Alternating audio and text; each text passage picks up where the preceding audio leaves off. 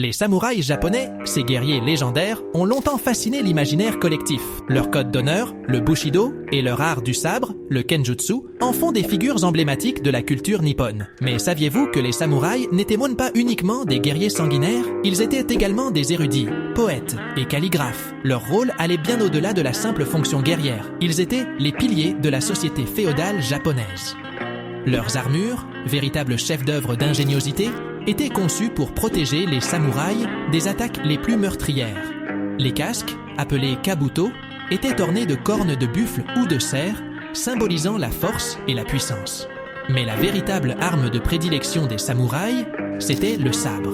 Le katana, cette épée courbe à lame unique, était réputé pour sa solidité et sa capacité à trancher avec une précision chirurgicale. Les samouraïs passaient des heures à l'affûter, transformant cet objet en une véritable œuvre d'art. Malheureusement, avec l'ouverture du Japon à l'Occident au XIXe siècle, les samouraïs ont été progressivement écartés du pouvoir. Leur rôle dans la société s'est effacé, laissant derrière eux un héritage culturel et historique inestimable.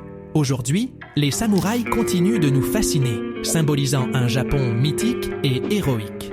Leur histoire, leur art et leur code d'honneur restent une source d'inspiration pour les générations à venir.